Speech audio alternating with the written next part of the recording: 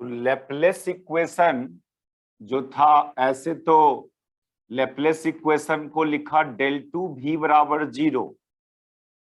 ये एक second order differential equation है, homogeneous differential equation, second order homogeneous partial differential equation. क्योंकि इसको ऐसे लिखेंगे del 2 v by del x square plus del 2 v by del y square plus del 2 v by del z square. ये del 2 operator Laplacian operator बोलते हैं del 2 को, और Cartesian coordinate system में del 2 ऑपरेटर को ये इस तरह से मेंशन करते हो। तो ये एक second order homogeneous partial differential equation है। इसका introduction, it is a second order, it is a second order homogeneous partial differential equation, और इसका सॉल्यूशन करना है, इसको सॉल्व करना है इस डिफरेंशियल इक्वेशन को। इसके सॉल्यूशन का मेथड पढ़ेंगे सेमेस्टर 4 में, और वहां पर फिर ये क्वेश्चन आपको रिपीट होगा। सेमेस्टर 4 में भी क्लियरली लिखा हुआ है सॉल्यूशन ऑफ, एक चैप्टर है छोटा सा पार्शियल डिफरेंशियल इक्वेशन, और उसमें एक मेथड सीखना है to solve partial differential equation, जिस मेथड का नाम है सेपरेशन ऑफ वेरिएबल मेथड। फिर से वहां देखेंगे, लेकिन यहाँ जरूरत है तो यहीं पर करना है हम लोग को। तो देखो, ये सेपरेशन ऑफ वेरिएबल मेथड क्या चीज है। सेपरेशन ऑफ वेरिएबल मेथड से पार्शियल डिफरेंशियल इक्वेशन को कैसे सॉल्व करोगे। तो सबसे पहले क्या किया जाता है, इस डिफरेंशियल इक्वेशन का सॉल्यूशन इस रूप में एज्यूम करते हो आप। जितने भी इंडिपेंडेंट वेरिएबल है, X Y Z 3 independent variable है, यहाँ तीनों इंडिपेंडेंट वेरिएबल के लिए एक अलग अलग फंक्शन डिफाइन करते हैं। स्मॉल एक्स इंडिपेंडेंट वेरिएबल के लिए एक फंक्शन कैपिटल एक्स लिया, स्मॉल वाई इंडिपेंडेंट वेरिएबल के लिए एक फंक्शन कैपिटल वाई। तीनों इंडिपेंडेंट वेरिएबल के कॉरेस्पॉन्डिंग एक अलग अलग फंक्शन डिफाइन किया, और उस तीनों का प्रोडक्ट के टर्म्स में लेना सॉल्यूशन को। तो सॉल्यूशन जो एज्यूम किया गया, उस तीनों इंडिपेंडेंट वेरिएबल के लिए जो एक जो अलग अलग फंक्शन डिफाइन किए, इसका प्रोडक्ट कर देना, तो वो उसका सॉल्यूशन कहलाएगा। ये मेथड है, मेथड का पहला स्टेप है, इसमें हम लोग नहीं कुछ कर सकते हैं। जो पार्शियल डिफरेंशियल इक्वेशन है, इतना तो आप समझ रहे होगे कि पोटेंशियल यानी भी फंक्शन है किसका, एक्स वाई जेड तीनों का। तब ना एक्सओ के रिस्पेक्ट में डिफरेंशिएशन हुआ, वाई के भी रिस्पेक्ट में, जेड के भी रिस्पेक्ट में डिफरेंशिएशन हुआ, यानी पोटेंशियल फंक्शन है किसका, potential is the function of X Y Z. लेकिन कैसा फंक्शन है ये नहीं पता आपको। उसी के लिए सेपरेशन ऑफ वेरिएबल मेथड बोलता है कि आप इस फंक्शन भी को तीनों इंडिपेंडेंट वेरिएबल के लिए एक अलग अलग फंक्शन लेना, उसका प्रोडक्ट कर दो। तो अब मेन पर्पस है हम लोग को ये तीनों फंक्शन फाइंड करना। ये तीनों फंक्शन फाइंड करेंगे, और वो कैसे फाइंड करेंगे उसका मेथड अब देखो। Now we have to find these function capital X Y and Z, ये फंक्शन फाइंड करना। तो इसमें हम लोग क्या किया था, ये जो ओरिजिनल डिफरेंशियल इक्वेशन था, इसको इक्वेशन 1 नाम दे दो, और आप इसके सॉल्यूशन को इस टाइप से लिया according to separation of variable method, इसको आप इक्वेशन नंबर 2 नाम दे दो। अब दूसरा स्टेप, पहला स्टेप तो कि इसका सॉल्यूशन इस टाइप का ले लोगे, ये फर्स्ट मेथड। दूसरा मेथड, ये जो सॉल्यूशन लिया आप, यहां से चलो del 2v by del x square निकालें, यहीं से आप del 2v by del Y square निकालें और del 2v by del Z square, और उसको इसमें पुट करना इक्वेशन 1 में। तो now find del 2v by del x square, यानी इसको आप 2 बार x के रिस्पेक्ट में डिफरेंशिएट करें इस फंक्शन को। तो जब v को एक ठो करके बताते हैं, डबल डिफरेंशिएशन करना है इसका।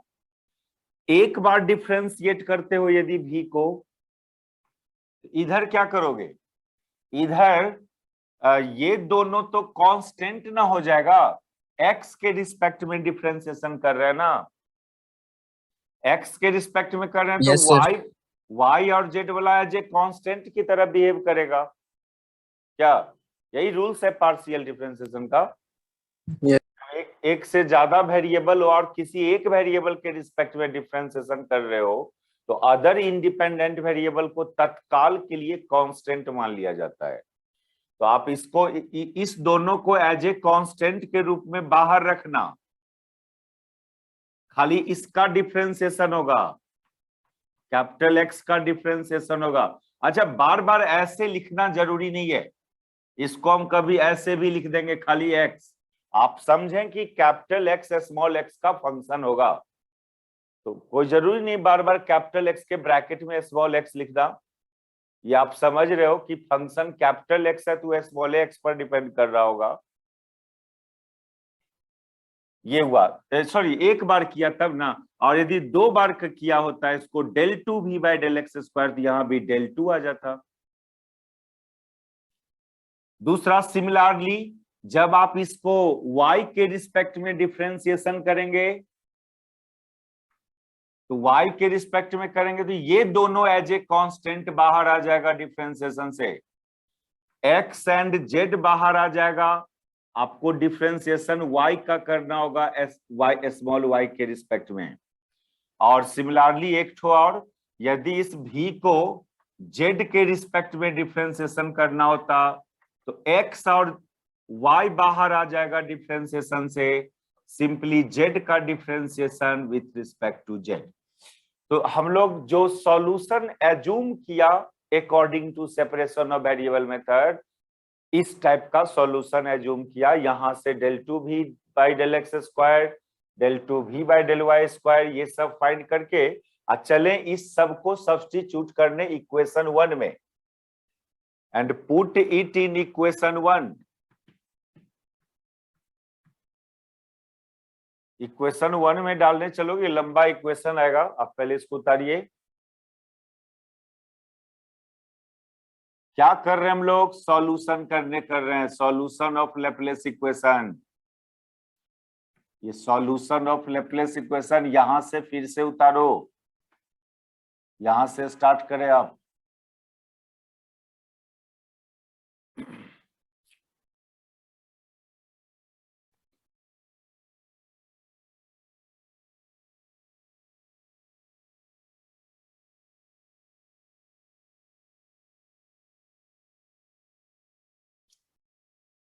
फिर से ये सेमेस्टर 4 में मेथड को सीखना ही है।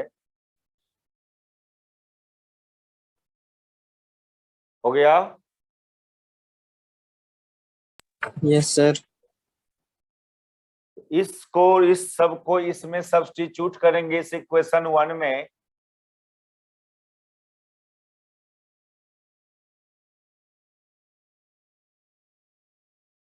हो गया ना सबको? जी sir.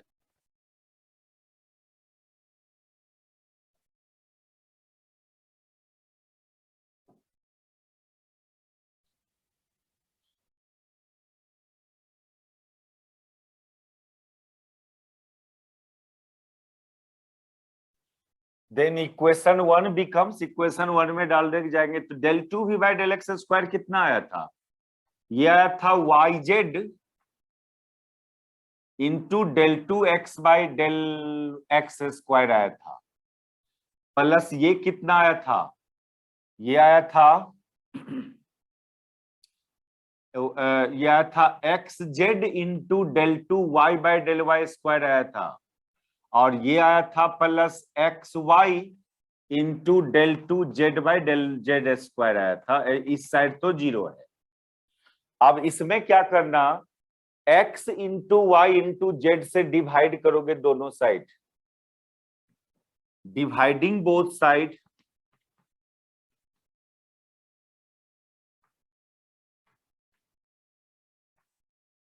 Bye x into Y into Z. तो लेफ्ट साइड यहां पर डिवाइड करिएगा, इसमें इसमें सब टर्म में डिवाइड करना पड़ेगा। तो पहला टर्म क्या बचेगा, पहला टर्म बच जाएगा आपको 1/x del two X by del x square बचेगा। सेकेंड टर्म में बच जाएगा आपको 1/y del two Y by del Y square बचेगा। एंड थर्ड टर्म बच जाएगा 1/z del two Z by del Z square. और राइट साइड तो अभी भी 0 है। ये समझ में आया क्या किया, x into Y into Z से इधर भी डिवाइड किया, इधर भी डिवाइड किया। अब इधर डिवाइड करोगे तो सब टर्म को इंडिविजुअली डिवाइड करोगे एक्स वाई जेड से, तो इसको जब एक्स वाई जेड से डिवाइड करोगे तो वाई जेड तो कट जाएगा ऊपर नीचे, नीचे एगो एक्स बच जाएगा। ठीक है, यस सर। अब इसको देखिए, ये जो कुछ भी आया इसका क्या प्रॉपर्टीज है इस इक्वेशन का। इस इक्वेशन का प्रॉपर्टी ये है कि पहला टर्म आप देखो, इस इक्वेशन का फर्स्ट टर्म को खाली कैपिटल एक्स है, ओनली कैपिटल एक्स है यहाँ। कैपिटल एक्स फंक्शन है किसका, स्मॉल एक्स का। तो first term is the function of a small X, second term is only function of a small Y. अरे कैपिटल वाई है तो कैपिटल वाई तो स्मॉल वाई का फंक्शन था। Third term is function of small Z. ऐसा है कि ये टर्म का वेरिएबल स्मॉल एक्स, मान लीजिए इसको सॉल्व किया हम लोग इस फर्स्ट टर्म को, तो स्मॉल एक्स के टर्म्स में ना आएगा ये फर्स्ट टर्म, नहीं। Yes sir. सेकेंड टर्म को सॉल्व करेंगे तो कैपिटल वाई स्मॉल वाई का फंक्शन है, यानी सेकेंड टर्म स्मॉल वाई के टर्म्स में आएगा, थर्ड टर्म स्मॉल जेड के टर्म्स में आएगा। एक बात बताओ, ये अलग वेरिएबल का टर्म है, ये एक अलग वेरिएबल का टर्म, ये एक अलग वेरिएबल का टर्म, और तीन डिफरेंट वेरिएबल के टर्म का समेशन 0 आ रहा है, ऐसा कब हो सकता है?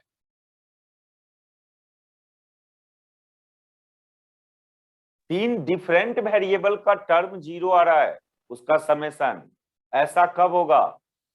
ऐसा होने का दो ही पॉसिबिलिटी है, या तो तीनों टर्म इंडिविजुअली 0 आ जाए तभी ये 0 आ सकता है, या नहीं तो इसको जो हम लोग बोला कि ये स्मॉल एक्स का फंक्शन में आएगा, नहीं, ये कांस्टेंट आना चाहिए, तब इसको स्मॉल एक्स के फंक्शन में नहीं आना चाहिए, इसको एक कांस्टेंट टर्म आना चाहिए, इसको भी एक कांस्टेंट आना चाहिए।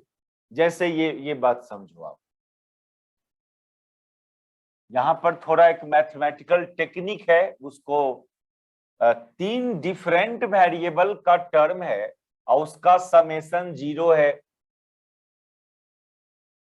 मान लो ना, सपोज करो इसको आपने सॉल्व किया, तो ये सब सॉल्व किया तो ये मान लीजिए 3x स्क्वायर आ गया। इसको सॉल्व किया तो सपोज करो वाई क्यू आ गया। इसको सॉल्व किया, मान लो -zq आ गया। कैसे इसको, ये तो x है, ये y है, ये z है, ये तो अलग अलग वेरिएबल का है, इसका सॉल्यूशन थोड़ी 0 आएगा।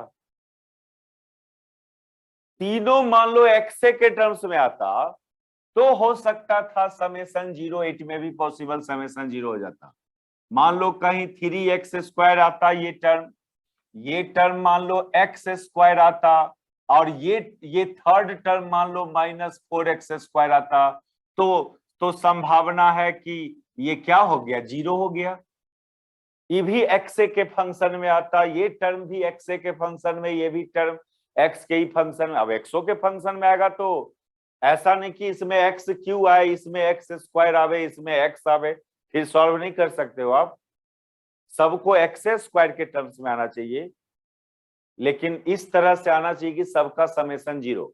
लेकिन ऐसा तो है नहीं यहाँ तो एग्जैक्टली ये टर्म एक्स के फंक्शन में, ये टर्म वाई के फंक्शन में, ये टर्म जेड के फंक्शन में, वो तो कभी उसका सॉल्यूशन 0 नहीं हो सकता है। अलग अलग वेरिएबल को जोड़िए नहीं सकते हो आप। एक्स को वाई में जोड़ देंगे क्या? नहीं ना। नहीं सर। एक जाति के चीज को उसी टाइप का चीज में ना ऐड सब्सट्रैक्ट होता है। एक्स वेरिएबल को वाई वेरिएबल में ऐड कर सकते हैं हम लोग क्या? नहीं कर सकते हैं। तो ये तीनों का सम का 0 आना, उसका दुइये गो संभावना है। क्या दो गो संभावना है? या तो तीनों टर्म इंडिविजुअली 0 आ जाए, तब ये 0 हो जाएगा, या नहीं तो ये तीनों टर्म एक एक तो कांस्टेंट के बराबर आवे, वेरिएबल के टर्म्स में नहीं आवे। मान लो आपने इसको सॉल्व किया तो ये एक्स के फंक्शन में नहीं आना चाहिए। मान लीजिए ये 3 आया, सपोज करो इसको आपने सॉल्व किया तो ये वाई के फंक्शन में नहीं आना चाहिए, कांस्टेंट आना चाहिए। मान लो वो कांस्टेंट आया -5 आया, इसको आपने सॉल्व किया तो वो भी एक कांस्टेंट आना चाहिए, ना कि जेड के फंक्शन में आना चाहिए। एक कांस्टेंट आना चाहिए, वो कांस्टेंट मान लो ये आ गया 2।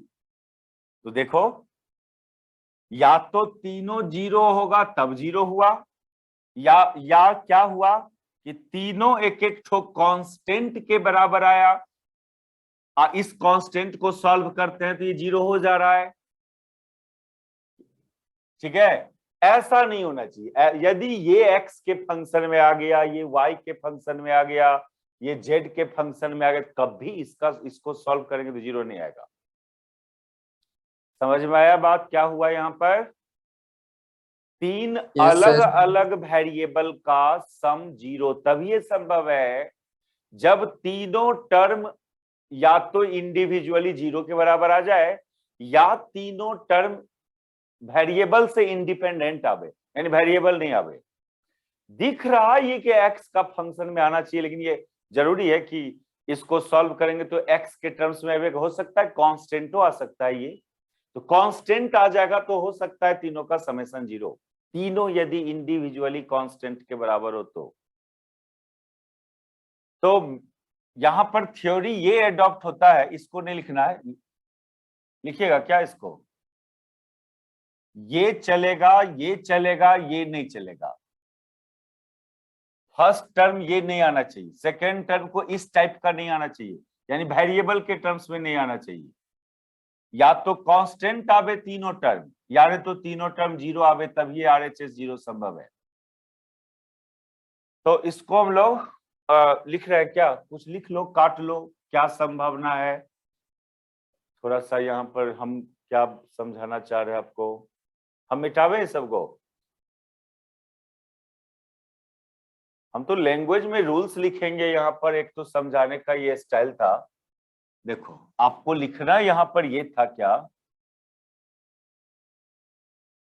इस इक्वेशन का भी एक नाम दे दें 3। इस इक्वेशन का एक नाम 3 दे दो, और इसमें क्या प्रॉपर्टी है? Here we observe that the first term of equation 3 is only function of small x, comma second term is function of small y, and third term is function of small z, and summation of these 3 different independent variable term is 0. तीन अलग अलग independent variable का term है ये और उसका summation 0 है। Also the summation of three एक मिनट को, summation of these three term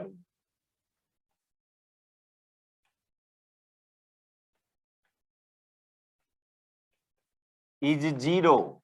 it happen only when, ऐसा तब ये संभव है कि तीन अलग अलग वेरिएबल का समेशन 0 तब ये संभव है जब क्या, it happen only when either each three term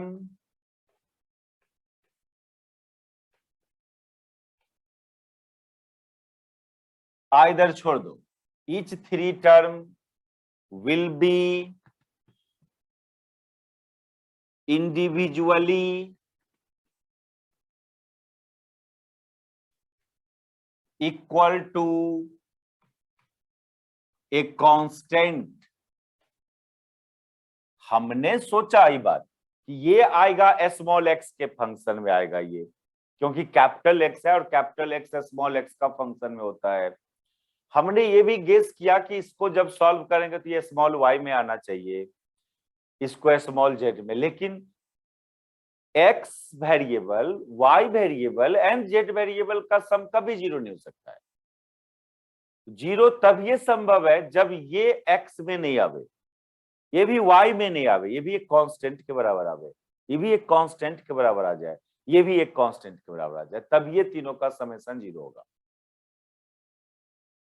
तो चलो फर्स्ट टर्म को एक कांस्टेंट के बराबर लेना ही पड़ेगा और कोई उपाय नहीं है। 0 यदि करना चाहते हो आरएचएस में तो तीनों को एक एक ठो कांस्टेंट मानना पड़ेगा।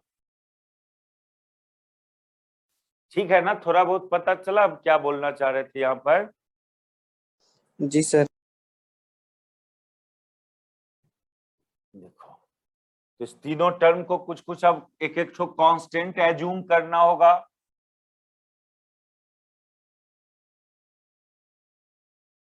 लेट ये जो 1/x into del 2x by del x square है, इसको आप एक कांस्टेंट मान लो। कितना? इसको आप एक कांस्टेंट मान लो माइनस अल्फा स्क्वायर। जरूरी नहीं प्लस अल्फा स्क्वायर भी मान सकते हैं। आप कहोगे स्क्वायर लेना जरूरी है क्या, माइनस लेना जरूरी है क्या? तो थोड़ा और आगे जब बढ़ने दीजिए तब ये बात पता चलेगा। और हम where alpha is a constant, इस पूरे को एक कांस्टेंट लेना है। अब इस पूरे को एक कांस्टेंट लेने जा रहे हो तो क्या पॉजिटिव कांस्टेंट लें कि निगेटिव कांस्टेंट लें?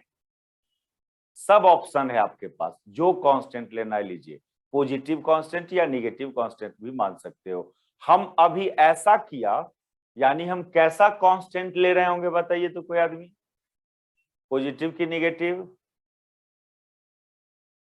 यदि इस टाइप से ले रहे हैं इसको तो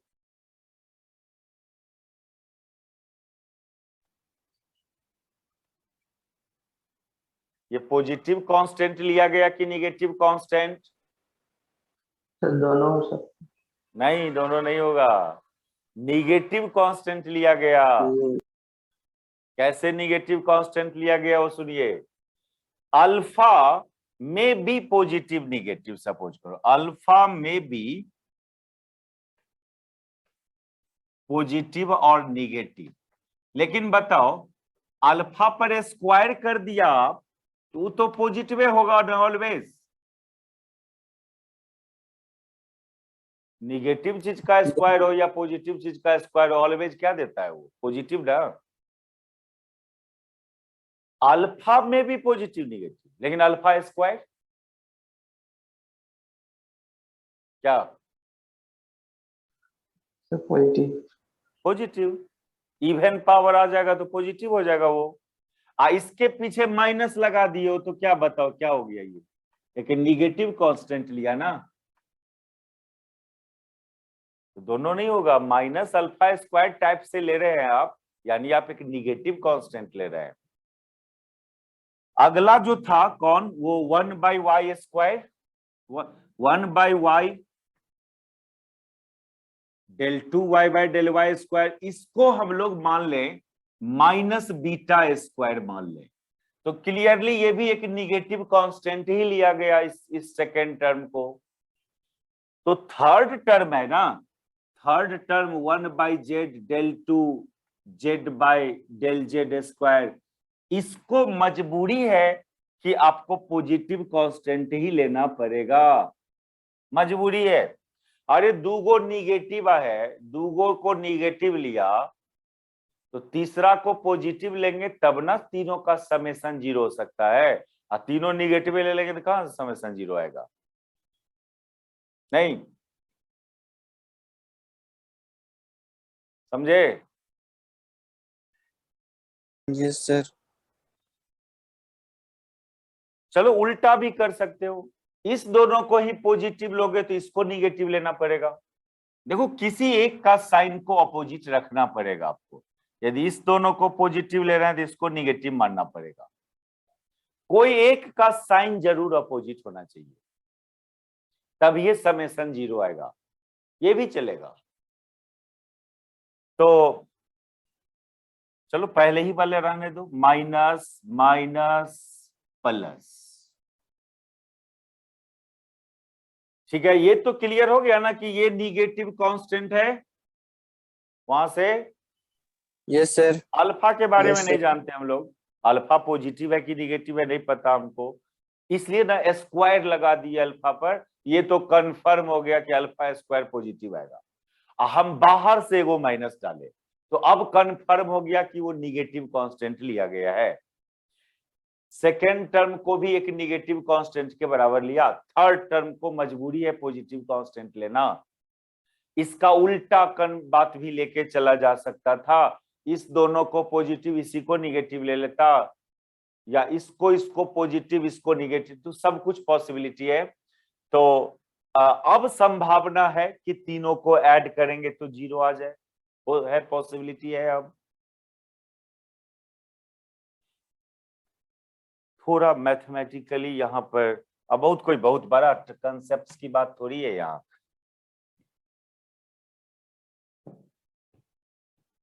चलो देखो, तो हम लोग पहले इसको लेके सॉल्व करके देखते हैं क्या होता है।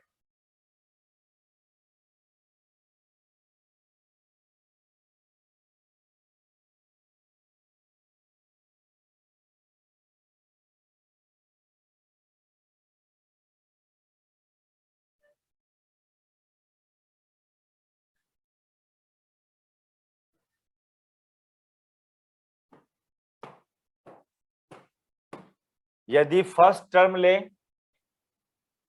If 1/x del 2x by del x square बराबर माइनस अल्फा स्क्वायर, तो ये del 2x by del x square equal to minus alpha square x, ये भी एक सेकेंड ऑर्डर डिफरेंशियल इक्वेशन ही है। It is also a second order differential equation.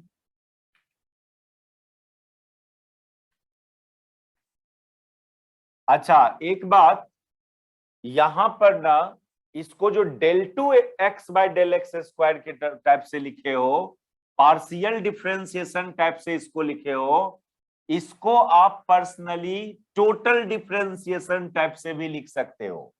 यानी इसको आप ऐसे भी लिख सकते हो d2x by dx स्क्वायर, ऐसे भी लिख सकते हो आप इसको। क्योंकि ऐसा क्यों? क्योंकि कैपिटल एक्स तो खाली एक्स का ना फंक्शन है, और जब कोई फंक्शन में एक के कोई इंडिपेंडेंट वेरिएबल हो, एक इंडिपेंडेंट वेरिएबल, तो उसका डिफरेंशिएशन को टोटल डिफरेंशिएशन के टर्म्स में लिखा जाता है ना। यानी डेल के फॉर्म में लिखे डेल डी के फॉर्म में भी लिख सकते हैं, क्योंकि हमको पता है कि जिसको डिफरेंशिएट कर रहे हैं कैपिटल एक्स को, उसमें तो एक ही कोई इंडिपेंडेंट वेरिएबल है। डेल के टर्म्स में लिखना तब ज्यादा सही होता है जब एक से ज्यादा इंडिपेंडेंट वेरिएबल हो। भी को डिफरेंशिएट करेंगे जब, भी को पोटेंशियल को, तो उसको डेल के ही टर्म्स में करेंगे, क्योंकि भी फंक्शन है एक्स वाई जेड तीनों का। खाली कैपिटल एक्स को देखें तो ओनली एक्स स्मॉल एक्स का फंक्शन है। तो it is also a second order differential equation. और इस डिफरेंशियल इक्वेशन का सॉल्यूशन, इसको नहीं सॉल्व करने जाएंगे, इसका सॉल्यूशन डायरेक्ट लिखेंगे। ये सेमेस्टर 1 में हम लोग इस टाइप का डिफरेंशियल इक्वेशन को किए हुए हैं, तो इसको नहीं फिर से सॉल्व करना है। इसका सॉल्यूशन डायरेक्ट ये मान के चलो कि हमको पहले से पता है और ऐसा है। Its solution is capital X equal to AE to the power I alpha X, AE to the power I alpha X। इस मॉडल का डिफरेंशियल इक्वेशन का सॉल्यूशन सेमेस्टर 1 के डिफरेंशियल इक्वेशन में बहुत किया जाता है, करते हैं हम लोग। देखना उस लेक्चर को। इस मॉडल का जब भी कभी डिफरेंशियल इक्वेशन आवे तो उसका सॉल्यूशन इस टाइप से लेना, इसको नहीं सॉल्व करके दिखाना। ये ये कर देना कि as we know that solution of this differential equation is इतना। आप सीखना चाहते हो तो हम इसको भी करके दिखा देते हैं अभी, लेकिन एग्जाम में आपको डायरेक्ट इसका सॉल्यूशन इतना ले लेना है। हम आपको सॉल्व करके बता दे रहे हैं इसका सॉल्यूशन इतना कैसे हुआ। एकदम एग्जैक्टली सेमेस्टर 1 वाला लेक्चर देखिएगा तो वही मेथड दिखेगा। देखो करके दिखाते हैं। यहाँ पर हम ये सब उतार लिए। जी सर। देखो इस टाइप का डिफरेंशियल इक्वेशन को सॉल्व कैसे करते हैं। ये जो है ना, ये डी बाई डी एक्स को कैपिटल डी मान लो ना, और D2 by D X square जहां आवे उसको कैपिटल डी स्क्वायर मान लेना। अब ये चीज इसमें डालिएगा इस डिफरेंशियल इक्वेशन में, तो capital D2 by D X square यहाँ डी स्क्वायर डाल देंगे, डी स्क्वायर एक्स। इसको भी इस साइड कर लो, इसको इस साइड कर लो, प्लस अल्फा स्क्वायर एक्स बराबर 0। यहां पर x कॉमन है तो D square plus alpha square into x बराबर 0। अब यहां पर दो संभावना, क्या दो संभावना, या तो चलो देखो क्या हुआ, D2 by D X square को कैपिटल डी स्क्वायर मान लिया और यहां पर रख दिया, ये इसको इस साइड कर लिया और कैपिटल एक्स कॉमन कर दिए। अब ये 0 होना है RHS में, तो उसका दो प्रोबेबिलिटी, या तो कैपिटल एक्स 0 होगा तब 0 होगा, या ये पिछला टर्म 0 होगा तब 0 होगा।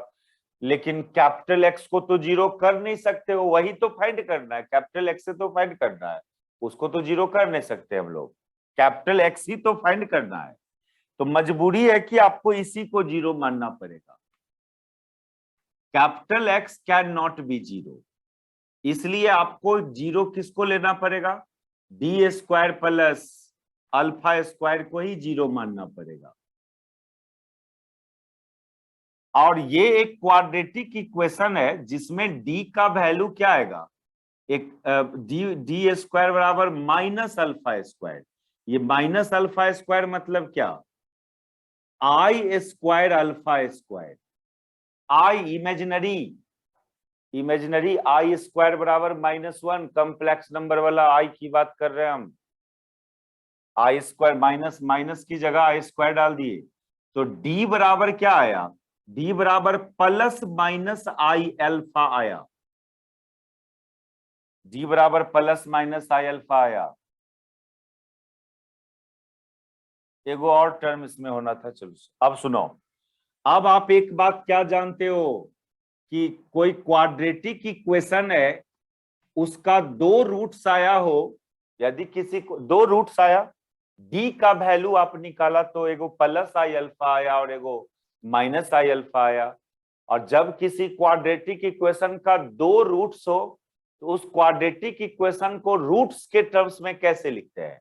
उस क्वाड्रेटिक इक्वेशन को रूट्स के टर्म्स में ऐसे लिखते हैं, डी माइनस,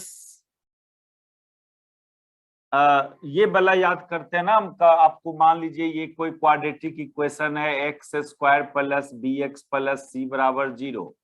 अब मान लो इसका 2 रूट्स आया, तो रूट्स के टर्म्स में इसको कैसे लिखते हैं? X minus X one into X minus X two. मान लीजिए x1 एंड x2 2 रूट्स है, तो अल्फा बीटा के टर्म्स में आपको याद होगा x minus alpha into X minus beta बराबर 0। रूट्स के टर्म्स में क्वाड्रेटिक इक्वेशन को ऐसे लिखा जाता है, where alpha beta are roots of quadratic equation. याद आ रहा है सब बात?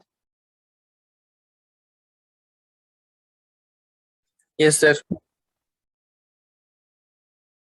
where alpha and beta are the roots of this quadratic equation। तो यहां भी ये भी एक क्वाड्रेटिक इक्वेशन ही है, इसका भी 2 रूट्स आया, एक प्लस आई अल्फा एक माइनस आई अल्फा। तो इसको रूट्स के टर्म्स में लिखोगे तो क्या लिखोगे? डी माइनस एक रूट्स प्लस आई अल्फा और दूसरा डी माइनस माइनस प्लस आई अल्फा बराबर 0 इंटू एक्स भी है।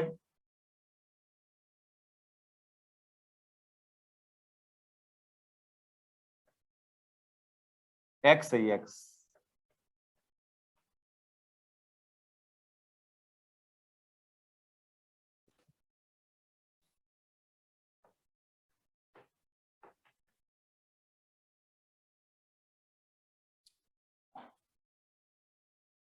ये क्वाड्रेटिक इक्वेशन ये था मेनली, इसमें x 0 हो नहीं सकता है, यही खाली 0 हो सकता था।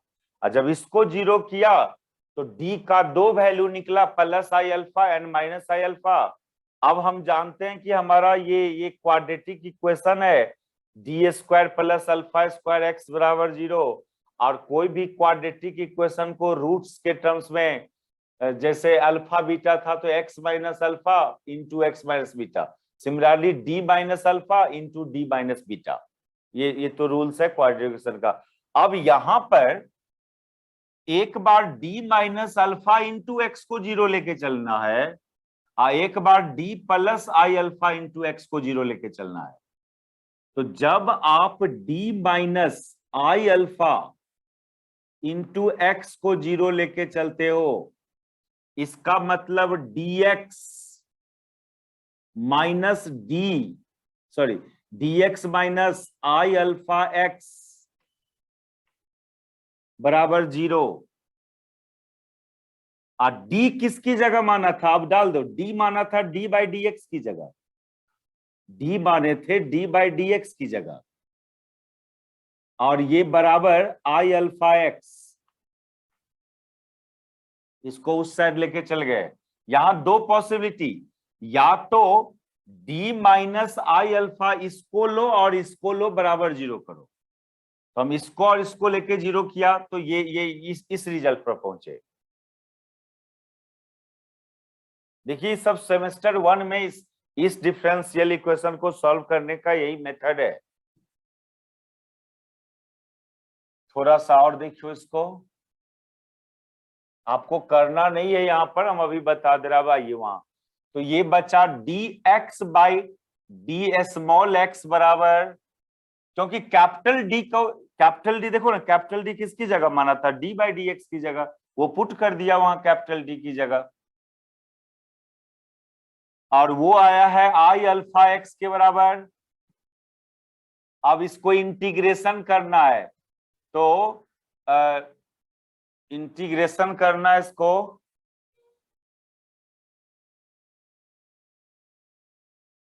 सॉरी यहां कैपिटल एक्स है, हाँ। तो dx बाई एक्स बराबर आई अल्फा एक्स। ये कैपिटल एक्स को इधर नीचे कर दिया, dx को उधर भेज दे रहे हैं, dx को इधर भेज दिए और कैपिटल एक्स को इधर नीचे कर लिए। अब इसको इंटीग्रेशन कर दे रहे हैं इसका,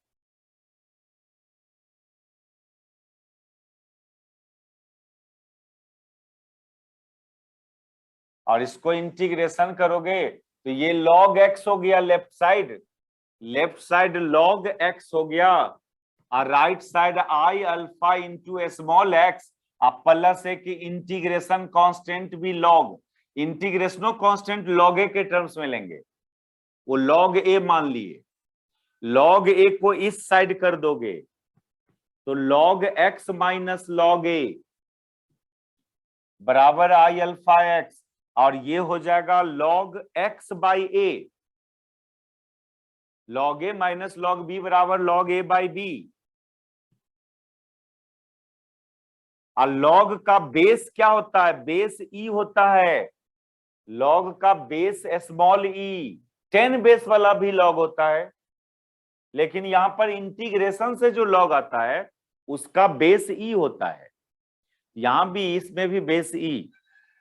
और फिर लॉगरिथम का एक क्या प्रॉपर्टी, लॉगरिथम का एक प्रॉपर्टी होता है ना कि ई टू दी पावर इतना बराबर इतना, e to the power i alpha x बराबर कैपिटल एक्स बाई ए।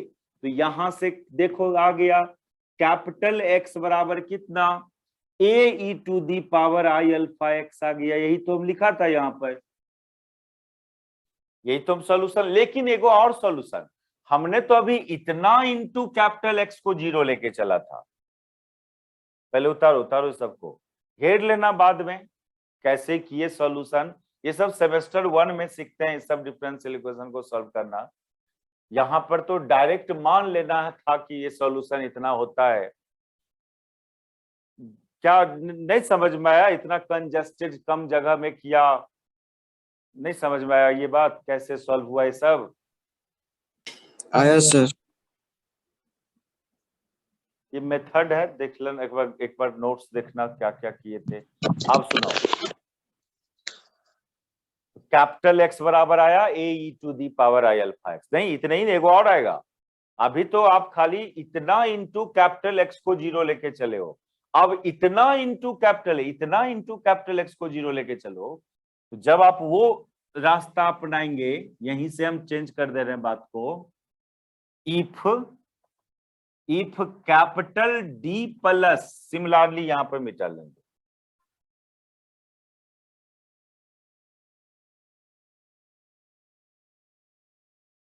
जब ये टर्म लेके चला होता, if D plus I alpha x, D plus I alpha into x बराबर 0, फिर वही मेथड एडॉप्ट करते, उसी तरह से क्या करते, एक्स से दोनों को मल्टीप्लाई कर देते,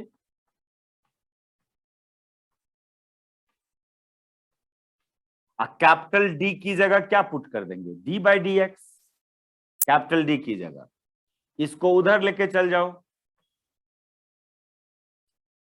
माइनस में होगा ये जाएगा, अब इस x को नीचे और dx को उधर कर दोगे, एकदम same method, dx by X equal to minus I alpha dx। और जब इसको इंटीग्रेट करते ना तो कैपिटल x का एगो और आता, वो आता b E to the power minus I alpha X, ये आता।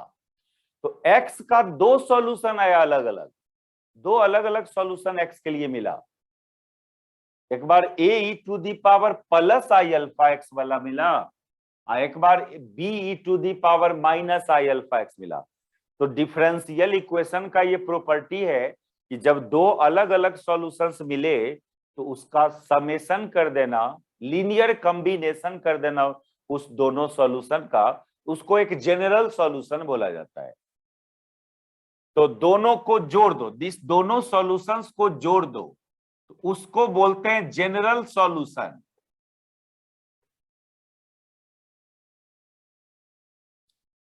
तो इस मेथड को नहीं करना है आपको, यहां पर आपको तो डायरेक्ट क्या करना था, उतार लिए सब बात। थोड़ा हम एक बार यहां पर रिकैप कर दिया हो गया सर।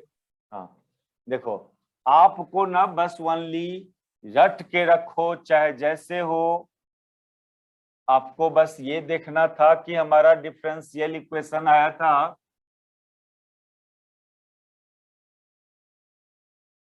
तो 10 ये था d2 capital x by D X square equal to minus alpha square into क्या एक्स। ये था अपना डिफरेंशियल इक्वेशन। इसका सॉल्यूशन ऐसा लिया। सिमिलरली की बात करें, जब हम ये लेके चला होता d2y बाय, ऐसे तो del 2y by del y square था, लेकिन डेल को डी में ला सकते हो।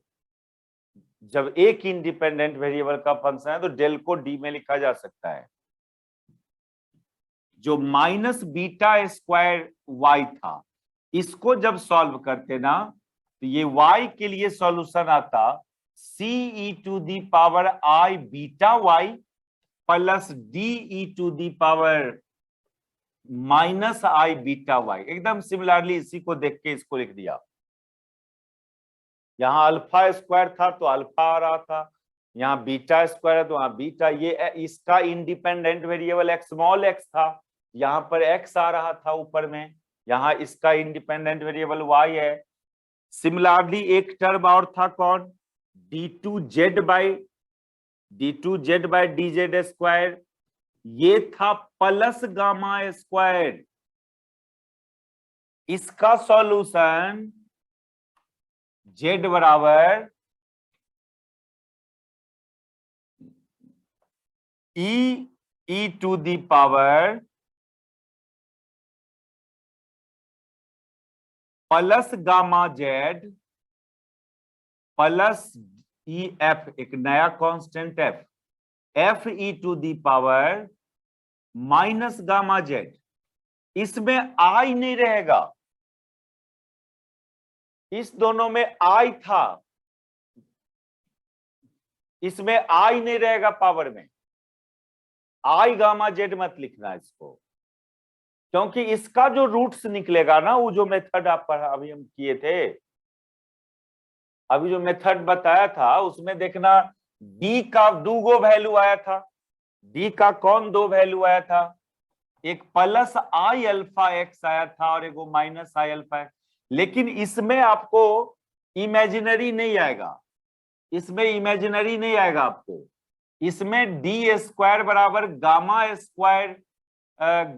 स्क्वायर जेड स्क्वायर आएगा। इसलिए d का वैल्यू यहाँ प्लस गामा जेड और माइनस गामा जेड होगा, आई नहीं रहेगा। उस केस में यहाँ माइनस आ रहा था इसलिए आई आया था, यहाँ पर इस केस में माइनस नहीं आ रहा है, प्लस आ रहा है यहाँ पर। तो ये सब थोड़ा गौर करो, इस सब को पर मेहनत करने से पीछे मत हटो, क्या हो रहा है कैसे हो रहा है। तो ये निकला तीनों फंक्शन इंडिविजुअली ये तीनों फंक्शन इतना आया। टफ लगा ना।